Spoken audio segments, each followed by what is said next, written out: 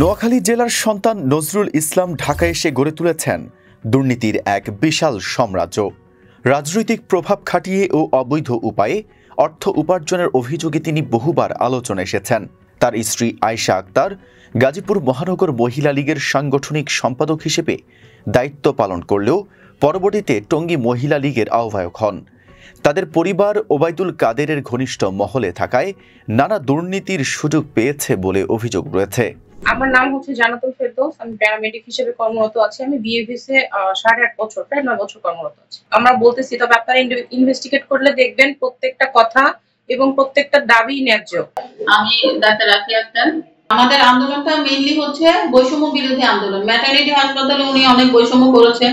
Doctor সিস্টারদের বেতন ভাতা দিয়ে আমাদের মন্ত্রণালয় থেকে আসে সরকারি নিয়মে আমাদের বেতন ভাতা ইনক্রিমেন্ট সব হওয়ার কথা, কিন্তু এগুলো আমরা পাইনি। এখান থেকে আমাদের বঞ্চিত করছে, উনি বৈষম্য করেছে। উনি পুরো আওয়ামী ফ্যাসিবাদী কায়দায় প্রতিষ্ঠান চালাইতো, একনায়কতন্ত্র বিরাজ করেছে এখানে।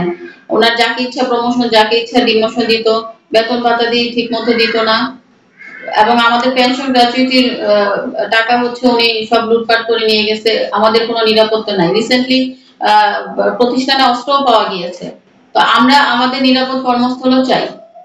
অস্ত্রটা হচ্ছে আমাদের প্রাক্তন ডিডি নজরুল ইসলাম, ওনার ছেলের নাম হচ্ছে নাজমুল, এবং যেখান থেকে পাওয়া গেছে ওই লকারটা এবং ওই রুমের বড় যে স্টিলের আলমারিটা আছে, ওটা আমাদের যে প্রাক্তন ডিডি নজরুল ইসলাম উনি ব্যবহার করতেন, এবং ওনার ছেলের অস্ত্রপাতিগুলো ওখানে রাখছিলেন।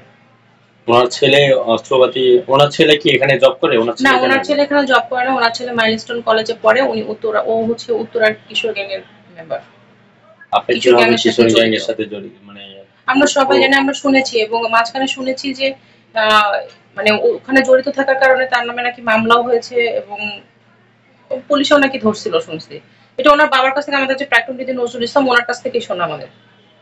আচ্ছা, আমরা যতটুকু জানতে পেরেছি যে ওই আলমারি কিংবা ওই লকারটা ব্যবহার করতেন আপনার বাবা?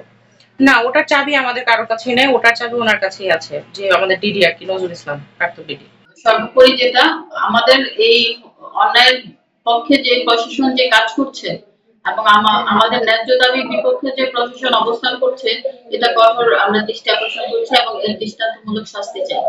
বিএভিএস দেশের অন্যতম বৃহৎ স্বাস্থ্য সেবা সংস্থা, যার 34টি শাখা রয়েছে সারা দেশে। তবে পতিত সরকারের পতনের পর অন্তর্বর্তীকালীন সরকারের আমলে সংস্থার কর্মকর্তা কর্মচারীরা 6 মাস ধরে বেতন পাচ্ছে না, যা তাদের চরম হতাশার মধ্যে ঠেলে দিয়েছে। আমাদের প্রভিডেন্ট ফান্ডের টাকা নাই, আমাদের সিপিএফ এর টাকা নাই। ওনার যে আত্মীয় রিলেটিভ যারা ছিলেন, তাদের যোগ্যতা নাই। দেখা যাচ্ছে কেউ 8 পাস, কেউ এসএসসি পাস, তাদেরকে 25,000 30,000 টাকা বেতনে চাকরি দিচ্ছে, অথচ আমরা আমাদের যোগ্যতা অনুযায়ী কিন্তু আমাদের পদে কিন্তু নাই। আমরা আমাদের যোগ্যতা থেকে অনেক নিচে পদে আছি। আমাদের 4 দফা দাবি। আমাদের হচ্ছে 7 মাসের বেতন ভাতা দিয়ে আমরা পাই না। আমাদের বেতন ভাতা দিয়ে যেন ঠিক মতো দেওয়া হয়। আমাদের এটা যেন রাজস্ব খাতে নেওয়া হয়। যারা চতুর্থ শ্রেণীর কর্মচারী, আয়া ওয়ার্ড বয়, তারা ঘর ভাড়া দিতে পারতেছে না, অত্যন্ত মানবতর জীবনযাপন করতেছে। আচ্ছা, আপনাদের বর্তমানে যে আপনাকে কি শোকজ করা হয়েছে? আমাকে করা হয় না, কিন্তু আমাদের হচ্ছে ম্যাটারনিটি হাসপাতাল প্লাস হচ্ছে প্রধান কার্যালয়ের অনেকে এবং ব্রাঞ্চের অন্যান্য ডাক্তারদের অনেকে শোকজ করা হয়েছে এবং হুমকি ধামকি দেওয়া হয়েছে যে চূড়ান্তভাবে তাদের চাকরিচ্যুত করা হবে। আচ্ছা, যে নোটিশগুলো আসছে হোয়াটসঅ্যাপে কিংবা কার্যালয়ে না এসে আমরা হচ্ছে আমাদের বিভিন্ন হুমকি ধামকি দেওয়া হচ্ছে যে চাকরিচ্যুত করে হবে, দেখে নেওয়া হবে। বিএভিএস এর অর্থ বিষয়ক সম্পাদক হিসেবে দায়িত্বে থাকা নজরুল ইসলামের বিরুদ্ধে অর্থ আত্মসাৎ ও নানা অনিয়মের অভিযোগ উঠতে থাকে। বেতন বঞ্চিত কর্মচারীরা যখন তাদের ন্যায্য অধিকার দাবি করেন, তখন নজরুল ইসলামের দুর্নীতির চিত্র স্পষ্ট হয়ে ওঠে। বিএভিএস এর কর্মকর্তারা নজরুল ইসলামের বিরুদ্ধে কঠোর ব্যবস্থা গ্রহণের দাবি তোলেন। তবে কর্তৃপক্ষ তার বিরুদ্ধে কোনো ব্যবস্থা না নেওয়ায় বিক্ষুব্ধ কর্মচারীরা কেন্দ্রীয় হাসপাতালে অবস্থান কর্মসূচি পালন করেন। তাদের প্রতিবাদ ক্রমেই ব্যাপক আকার ধারণ করে। এই আন্দোলনের ফলে বেশ কয়েকজন কর্মকর্তাকে স্বাস্থ্য ও পরিবার কল্যাণ মন্ত্রণালয়ের উপসচিব মাজহারুল ইসলাম শোকজ করেন। তবে এতে আন্দোলনকারীরা দমে যাননি। তাদের একটাই দাবি, দুর্নীতিগ্রস্ত নজরুল ইসলামকে বহিষ্কার করতে হবে এবং তাদের 6 মাসের বকেয়া বেতন পরিশোধ করতে হবে। উপসচিব মাজহারুল ইসলামকে শোকজের কারণ জানতে চাইলে বলেন, জনসেবা বিঘ্নিত করে আন্দোলনের সুযোগ নেই। সরকারি সেবা আপনার ব্যাহত করে তাদের দুইটা গ্রুপিং হয়েছে, বুঝতে পেরেছেন? আচ্ছা, আমি এখানে নতুন জয়েন করেছি কয়েকদিন হলো। তো জয়েন করার পর থেকে তাদের রাজস্বকরণ সহ আরো বিভিন্ন দাবি দেওয়ার প্রেক্ষিতে আন্দোলন, তো তারা আন্দোলন চলমান করছে। এটা আমি ঊর্ধ্বতন কর্তৃপক্ষকে জানিয়েছি। কেউ রাজস্বতে আসতে চাইলে বা এটা যেটা একটা প্রজেক্ট, বেতন ভাতাদির বিষয়গুলো 1 থেকে 5 তাদের বেতন ভাতাদি হবে, সেগুলো তারা নিয়ে আন্দোলন করছে।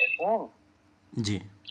তো আমরা যেটা বলেছি যে ঊর্ধ্বতন কর্তৃপক্ষের সাথে কথা বলে সরকারি কার্যক্রম বা জনসেবা বিঘ্নিত করে কেউ মানে আন্দোলন করার সুযোগ নেই কোনো সরকারি চাকরি, সেটা আমরা তাদেরকে জানিয়েছি। সে প্রেক্ষিতে তাদের কয়েকদিন সুপারিশ করা হয়েছে। বিএভিএস এর কর্মকর্তারা দ্রুত প্রশাসনিক হস্তক্ষেপ ও বিচার প্রত্যাশা করেন। তাদের দাবি, স্বাস্থ্য খাতের সেবাকে দুর্নীতিমুক্ত করতে হলে নজরুল ইসলামকে অপসারণ করা অপরিহার্য।